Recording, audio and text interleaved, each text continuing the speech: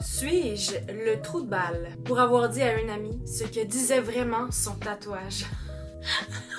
Compte jetable, évidemment. On sait que ça va être juicy dans ce cas-là. Je, 37 ans, suis sortie le soir du Nouvel An avec un groupe d'amis et le groupe avait des amis d'amis. Essentiellement, des gens que je ne connaissais que de vue. L'un d'eux, Andy, 39 ans, a amené sa petite amie Julie. Ok, fait que c'est vraiment l'ami d'un ami. Julie a décidé de montrer un tatouage qu'elle s'était fait faire la semaine dernière. Elle a retroussé sa manche pour le montrer et l'a annoncé fièrement qu'il disait force et beauté en chinois. J'ai failli m'étouffer. Maintenant, je dois expliquer que je suis à moitié coréen, mais les gens m'ont pris pour un hispanique. Je n'ai pas vraiment l'air coréen pour la plupart des occidentaux. Je ne suis pas non plus très à l'aise, mais je parle couramment le coréen et je sais lire. Le tatouage était en caractère Hangul, j'espère que je prononce ça comme il faut. Il ne disait certainement pas force et beauté. Julie s'est énervée contre mon étouffement et m'a demandé quel était mon problème. À sa défense, moi je suis un peu d'accord, moi je montre mon tatouage à quelqu'un puis il s'étouffe, je vais faire. Qu'est-ce qui se passe? Elle est pas stupide Julie là. J'ai dit, ce n'est pas du chinois, ce n'est pas ce que tu crois. Elle s'est énervée encore plus et m'a demandé ce que j'en savais. Je lui ai expliqué que j'étais coréen-américain et que je savais lire le coréen et que ce qui était écrit n'était pas gentil. T'étais quand même poli, je suis fière de toi. Je lui ai demandé ce qui s'était passé au salon de tatouage et elle m'a dit qu'elle avait toujours voulu un des caractères asiatiques, qu'elle était allée dans un salon et qu'elle avait vu un gars chinois dans le salon et qu'elle avait exigé qu'il soit celui qui lui fasse son tatouage. J'ai demandé à Julie et Andy si Julie avait fait quelque chose qui aurait pu énerver le tatoueur. Elle a nié, mais Andy a avoué qu'elle avait été très insistante à ce sujet et qu'elle n'arrêtait pas de dire qu'elle voulait qu'il le fasse plutôt que n'importe quel autre artiste du salon parce qu'il serait habitué au caractère. Ainsi que quelques autres déclarations. Ouais, ok. Il y a eu d'autres déclarations que je veux que ce soit lui qui le fasse parce qu'il est chinois! À ce moment-là, elle pleurait et ne profitait pas de la soirée du Nouvel An. Elle voulait partir et voulait qu'Andy l'amène. En partant, elle m'a demandé ce que ça disait. J'ai dit, c'est comme la pire chose que tu puisses appeler une femme. C'est comme sale, mais en pire. Elle a fondu en larmes en sortant. Après leur départ, le reste de mes amis m'ont dit que j'étais un vrai trou de balle, d'avoir gâché son nouveau tatouage et que j'aurais pu inventer quelque chose ou ne pas réagir. Non, il a bien fait de lui dire. Au pire, thank me later. Je suis d'accord qu'on doit toujours dire la vérité quand on voit des trucs pas corrects. En fait, je vais dire le reste de l'histoire, mais OP a rien fait de mal. C'est le tatoueur qui est vraiment en faute ici. Je veux dire, si la cliente est désagréable, peu importe comment tu l'aperçois, en fait, si elle fait des commentaires, que tu te sens pas à l'aise de faire ta job en tant que tatoueur, tu peux suggérer juste un autre tatoueur ou d'aller dans un autre salon. Littéralement, t'as le droit de refuser de faire un tatou à quelqu'un. Je veux dire, entre refuser de faire un tatouage et de faire un mauvais tatouage, honnêtement, moi, je ferais juste refuser de faire un tatouage. Bref. Continuons. J'aurais dû expliquer que le mot utilisé est vraiment un faux pas culturel et que le voir sur la peau est choquant au plus haut point.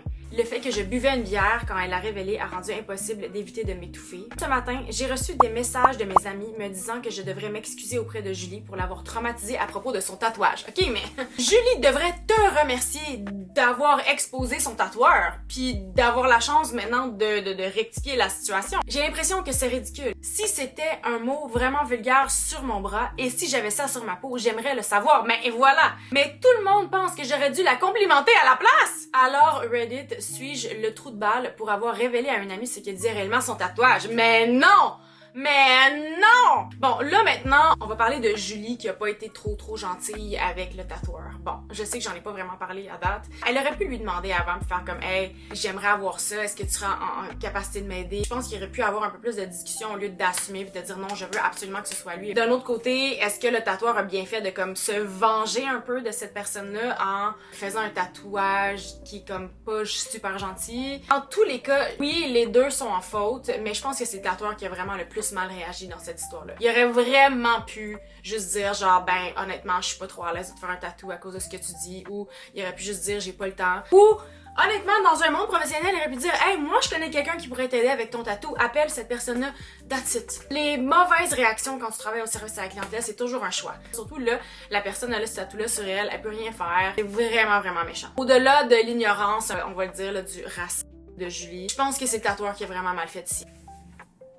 Update! Mes amis m'ont contacté un jour plus tard et se sont excusés de m'avoir répondu de cette façon le soir du Nouvel An. Ils ont aussi dit qu'ils étaient plus inquiets à l'idée que la fête du Nouvel An soit gâchée ce soir-là, Mais après y avoir réfléchi et être retournés au travail, la plupart d'entre eux ont réalisé qu'ils auraient eux aussi voulu savoir s'ils avaient été marqués d'un mot vulgaire. Faith in humanity restored. De plus, très peu de gens connaissaient Julie et ne la connaissaient que par l'intermédiaire d'Andy. Ouais, c'est ça, c'est comme... Il la tolère surtout. Apparemment, ce n'est pas non plus son premier incident. Et Julie n'est pas blanche, ce qui est plutôt drôle que tout le monde la dépeigne comme une blonde blanche. J'ai décidé de jouer les pacificateurs et j'ai parlé à Andy et Julie. Je leur ai même proposé de les rencontrer au salon de tatouage. Nous y sommes allés vendredi soir. Nous sommes entrés et j'ai vu le tatoueur en question. Ok, fait que vous êtes retournés au même temps. Ok, parfait. Ce qui est drôle, c'est que la plupart des Asiatiques peuvent dire que je suis à moitié asiatique en me regardant. Alors il m'a vu et a dit: tu lui as dit ce que ça disait, n'est-ce pas? Avec nonchalance en coréen. Bon, là, on n'a pas besoin de ton passive-aggressive tatoueur. Là. Nous avons eu une brève discussion en coréen. Il a remarqué que mon accent avait un accent américain, m'a demandé d'où venait ma famille, a découvert que nos deux familles venaient de la même ville. C'est ça, probablement que Julie était comme « Non, je veux que ce soit un Chinois qui me fasse ça! » Mais le gars était pas Chinois, il était coréen. Là. Julie, come on! J'espère que Julie a appris de ça, de comme pas assumer l'origine des gens. Je vais donner ça au tatoueur. L'essentiel est que j'ai souligné qu'il pouvait être poursuivi pour le tatouage. Il a admis qu'il avait tenté sa chance avec ça et a proposé de payer de sa poche pour qu'un autre artiste du salon fasse un recouvrement. Je l'ai répété à Julie et cela semblait l'apaiser. On essaie de recoller les pots cassés, c'est bon. Elle a accepté l'offre d'un recouvrement gratuit, les papiers ont été signés, etc. Premièrement, Opie, t'es vraiment pas le trou de balle. En fait, j'aimerais ça t'avoir dans mon cirque d'amis. Deuxièmement, Julie, quand tu veux te faire tatouer, faut vraiment bien t'informer. Faut vraiment que tu saches dans quoi tu t'embarques, surtout quand c'est un langage que tu ne parles pas. Moi, c'est pour ça que j'ai toujours refusé d'avoir des tatous de langage que je ne parle pas. J'espère vraiment que Julie, elle a appris son erreur. Mais je suis quand même contente pour elle qu'elle va avoir un recouvrement pour son tatou. Parce que ce que le tatoueur a fait, c'est méchant. Méchant, méchant, méchant. Je suis quand même contente qu'elle ait avoué son tort, par exemple. N'oubliez pas de subscribe, likez la vidéo, laissez-moi savoir en commentaire ce que vous avez pensé de mes histoires. Bonne journée! Mouah!